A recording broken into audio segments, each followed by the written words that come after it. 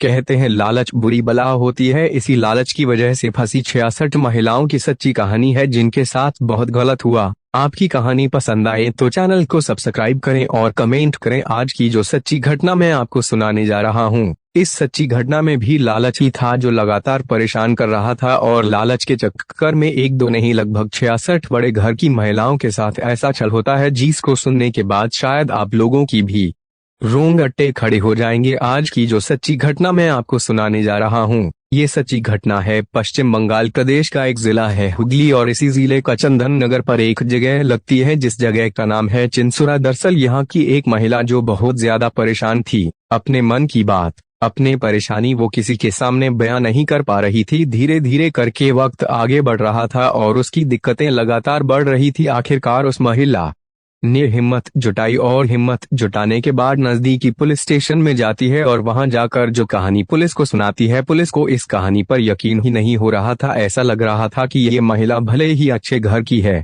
बड़े घर की है, लेकिन झूठ बोल रही है। दरअसल कहानी कुछ यहाँ से शुरू होती है। उसके घर में किसी बच्चे का जन्मदिन था और जन्मदिन के उपलक्ष्य में उसने एक खूबसूरत केक का ऑर्डर किया था। जब वो केक का ऑर्डर कर रही थी तो उसने यह बात किसी को बताई नहीं थी, क्योंकि उसने जिस तरह का डिजाइन गूगल पर देखा था वैसे ही डिजाइन का केक अपने घर के लिए मंगाया। दिसंबर का महीना था और साल 2020 की यह बात थी। जैसा उसने केक का ऑर्डर किया था वैसा ही केक घर पे आ जाता है, और जो डिलीवरी बॉय घर में आया था, डिलीवरी बॉय उस महिला की खूबसूरती पर फिदा हो जाता है, लटू हो जाता है। तभी वो कहता है कि मैडम, हमारी जो कंपनी है ना, एक नामी गिरामी कंपनी है जिसके लिए मैं काम करता हूं। बस आपसे एक अपील है, आपसे एक रिक्वेस्ट है कि आप अगर अपना व्यक्तिगत मोबाइल नंबर मुझे दे दें, और उसके बाद किसी दिन आपके पास कॉल आएगी। जब कॉल आएगी तो फिर आपको उस नंबर पे फीडबैक देना है, और फीडबैक थोड़ा सा अच्छा दे दीजिएगा। गरीब आदमी हूं, अगर थोड़ा अच्छा फीडबैक देंगी तो कंपनी में अच्छा मैसेज आएगा और उसके लिए फिर हमारी तरक्की होने के चांसेस ज्यादा रहते हैं, काम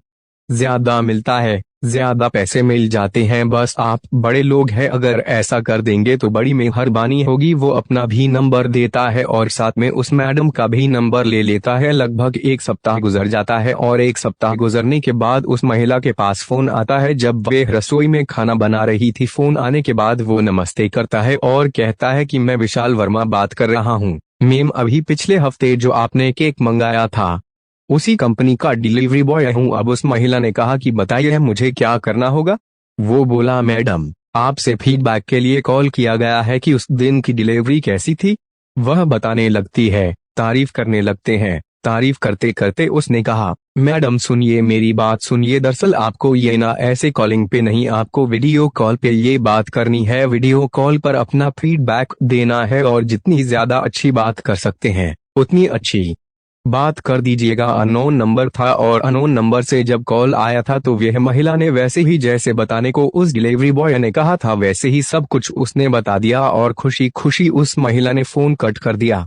2-3 दिन बीत जाते हैं और दिन बीतने के बाद उस महिला के मोबाइल में एक वीडियो आती है, और उस वीडियो को देखने के बाद उसकी आंखें खुली की खुली रह जाती है। दरअसल उसमें आपत्तिजनक वीडियो होती है, बिल्कुल न्यूड वीडियो होती हैं, और न्यूड वीडियो में शक्ल किसी और की नहीं थी, उसी बड़े घर की महिला की थी जिसने केक मंगाया था। अब वीडियो देखकर वह अपनी इस परेशानी को, इस समस्या को किसी को भी नहीं कह पा रही थी। जिस नंबर से वो वीडियो आई थी वो नंबर भी स्विच ऑफ था। अब उस पे ना तो वीडियो कॉल हो रही है ना ही सामान्य कॉल हो रही है। महिला परेशान हो जाती है। वो लगातार कॉल ट्राई कर रही थी, उधर फोन बंद था, लेकिन जैसे ही उधर फोन चालू होता है तो पता चल जाता है कि सामने वाले को कितनी रिक्वायरमेंट है। यानी कि जैसे ही वो चालू करता है उस फोन में एक के बाद एक मैसेज आना शुरू हो जाते हैं कि एक नंबर से आपको इतनी सारी कॉल की आई है। व्हाट्सएप का भी पता चल जाता है। अब इधर से फोन जाता है। अब की बार विशाल बात कर रहा था अपने नंबर से, और अपने नंबर से बात करने के बाद क्योंकि वो नंबर लगातार बंद था, विशाल कहता है कि मैडम, आपके पास किसी का फोन आया था क्या। वो कहती, हाँ। विशाल कहता है, फोन तो मेरे पास भी आया था और मेरे पास आपका एक वीडियो भी आया है। वे है वीडियो जिसके बारे में भी महिला बात करना चाह रही थी। वे महिला जिसको लेकर बहुत ज्यादा परेशान, जिसके लिए उसने लगभग 40 से ज्यादा कॉल किए थे। तब विशाल उसे कहता है कि मेरे पास ये वीडियो है और इसको मैं YouTube पर अपलोड करने वाला हूँ, और आपको पता है क्या क्या हो सकता है। आपके परिवार, आपके रिश्तेदार, आपके दोस्त, जितने भी जानने वाले हैं, सब देखेंगे तो क्या होगा। आपकी बड़ी बदनामी हो जाएगी। वो महिला पहले से ही परेशान थी और एक बार फिर इस डिलीवरी बॉय ने उस महिला की परेशानी को और बढ़ा दिया। वो समझ नहीं पा रही थी कि ये कौन कर रहा था। अब ये बीच में डिलीवरी बॉय ये क्या कर रहा है, ये सब हो क्या रहा है। तभी वो कहती हैं कि भैया मुझे माफ कर दो, गलती हो गई है, मैं तुम्हारे झांसे में फंस गई हूँ, मैं करूँ तो क्या करूँ।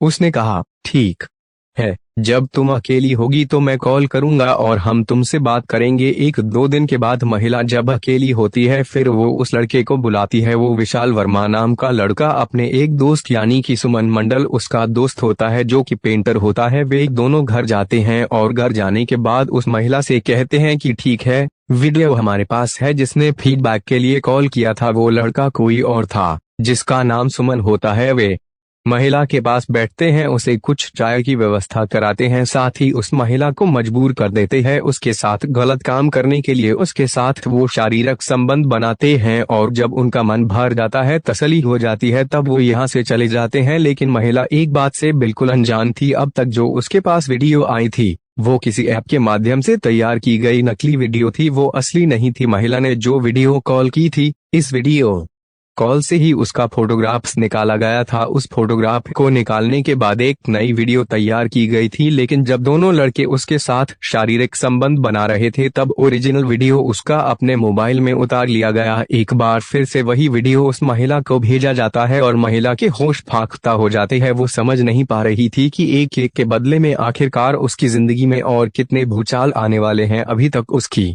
एडिटेड वीडियो थी लेकिन अब ओरिजिनल वीडियो भी बन गई थी। उसके बाद पैसे की डिमांड शुरू हो जाती है, कभी पैसे तो कभी ज्वेलरी, कभी उसके शरीर की डिमांड होने लगती है। महिला परेशान हो जाती है। 2-2.5 महीने तक लगातार उस महिला के साथ ऐसा ही चल रहा था और उस महिला ने आखिरकार फरवरी 2021 को नजदीकी पुलिस स्टेशन में गई थी। जब यह पूरी कहानी महिला ने पुलिस वालों को सुनाई तो पुलिस वाले कह रहे थे कि यह झूठी मनगढ़ंत कहानी है, ऐसा कहीं कुछ भी नहीं होता है।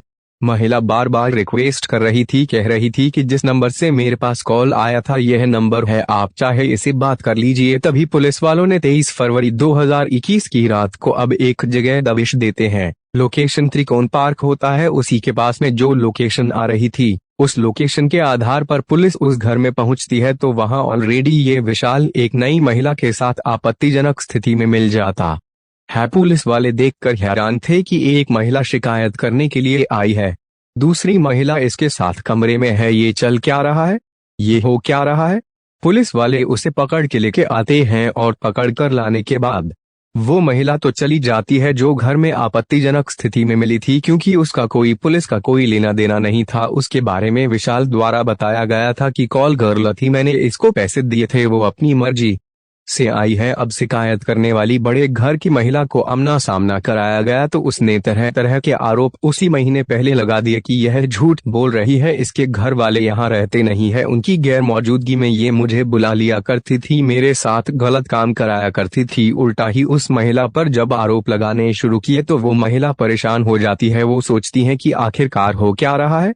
उसके बाद पुलिस ने जब इस लड़के का मोबाइल लेने के बाद और इसके मोबाइल में तलाशना शुरू किया तो उसके अंदर 31 वीडियो ऐसी पाई गई थी जिनसे फीडबैक के नाम पर उन महिलाओं की आपत्तिजनक वीडियो बना दी थी। अब पुलिस की आंखें खुलती है। इसके अलावा 25 बिल्कुल साफ सुथरी वीडियो थी जिसमें महिलाओं के साफ सुथरे चेहरे थे और वीडियो कॉल के माध्यम से उनसे फीडबैक लिया जा रहा था। एक वीडियो उसमें ऐसा भी था जिसमें गन पॉइंट पर लेकर महिला का रेप किया जा रहा था। इसके अलावा कई वीडियो महिलाओं के साथ आपत्तिजनक स्थिति में मिली। पुलिस वाले जब ये देखते हैं तो उसके बाद फिर उससे बातचीत करना शुरू कर देते हैं। पुलिस को यकीन हो जाता है कि ये महिला ने जो अब तक कहानी सुनाई है वो पूरी की पूरी सही और सच्ची कहानी है। ये व्यक्ति जिसका नाम विशाल वर्मा होता है ये झूठ पर झूठ बोल रहा था। पुलिस ने मौका पाते हैं जो उसका दोस्त होता है सुमन मंडल, उसको भी गिरफ्तार करके थाने लेकर आती है और दोनों से अलग अलग पूछताछ की जाती है तो गिनती 1-2 नहीं 66 महिलाओं की गिनती हो जाती है। 66 वे हम महिलाएं जिन्होंने ऑनलाइन उससे ऑर्डर दिया था और ऑर्डर में जो ये सामान लेकर घर पहुंचता है वो डिलीवरी बॉय जो कि नामी कंपनी के लिए काम करता था। तब पुलिस की आंख खुलती है, पुलिस हैरान रह जाती है और उसके बाद पुलिस इन 66 महिलाओं के पास भी पहुंच जाती है। कई महिलाएं तो ऐसी थीं जिन्होंने यह बात बताने से साफ इनकार कर दिया, कई महिलाएं तो ऐसी थी जो ये बोलने को बिल्कुल तैयार नहीं थीं।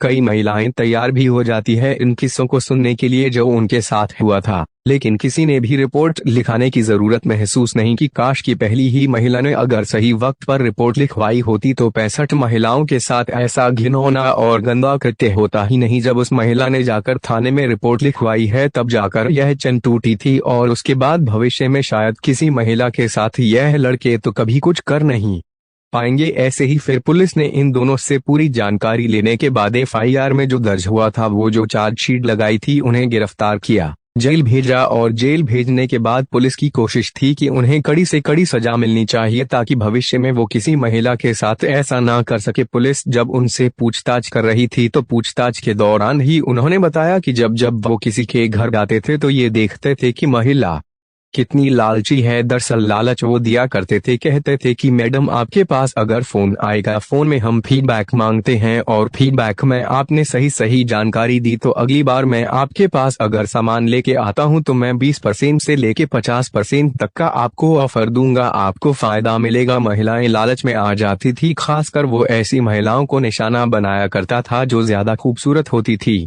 जो ज्यादा लालची होती थी, जो ज्यादा अमीर होती थी। ऐसी ही महिलाओं की संख्या धीरे धीरे करके 66 हो जाती है और एक पूरी कहानी बन जाती है। दोस्तों, आजकल लूटने के, क्राइम करने के तरीके बदल चुके हैं। हमारे देश के अंदर क्राइम करने का तरीका पूरी तरह से बदल चुका है। साइबर क्राइम इस वक्त पूरी तरह से हावी हो चुका है और यही कारण है कि लगातार लोगों के साथ ठगी होती है, चाहे उनका शारीरिक शोषण हो, चाहे उनकी आर्थिक शोषण हो, लगातार उनका शोषण पर शोषण हो रहा है। दोस्तों, इस पूरे घटनाक्रम को सुनाने का उद्देश्य भी किसी को परेशान करना नहीं है, किसी का दिल दुखाना नहीं है, बल्कि आपको जागरूक करना है, आपको सचेत करना है। बहुत बहुत धन्यवाद। आप सब लोग अपना ख्याल रखें।